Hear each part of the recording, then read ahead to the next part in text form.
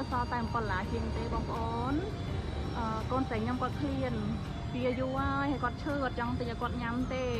ឡូវគាត់ជួយមានប្រូម៉ូសិនហើយគាត់ក៏រៀងជាឲ្យដែរក៏នាំគាត់មកញ៉ាំតែម្ដង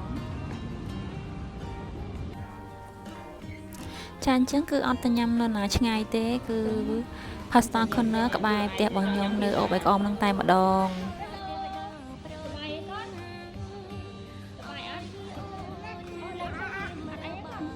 ញ៉ាំពីសាทำไมก่อน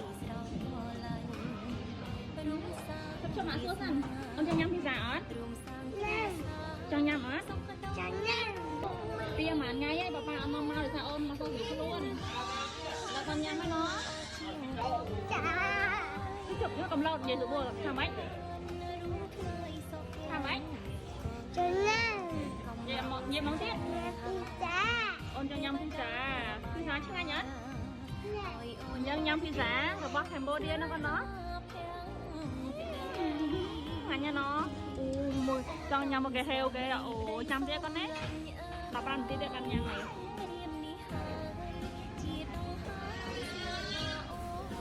ជ្រៀតពេលដែលកំពុងតែរងចាំភីសាចេញមក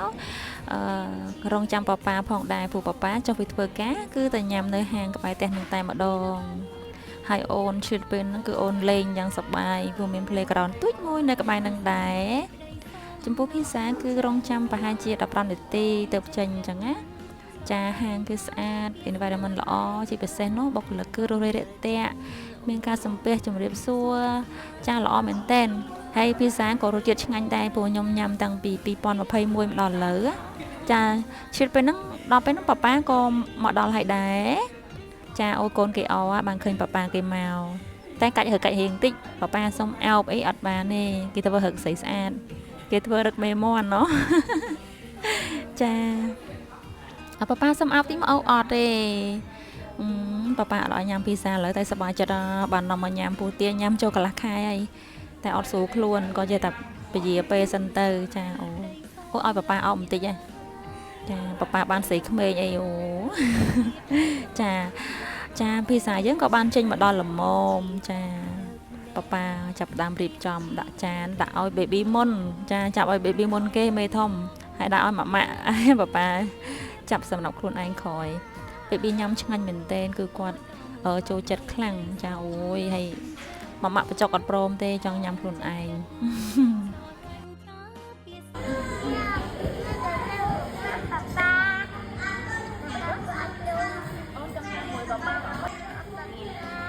អូខេ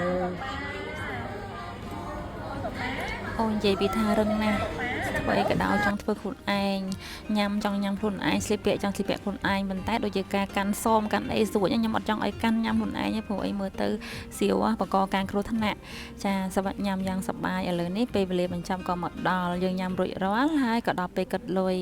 ហើយប្លុកខ្ញុំថ្ងៃនេះមានតែប៉ុណ្្នឹងទេសូមអរគុណសម្រាប់ការតាមដានទស្សនាបាយបាយ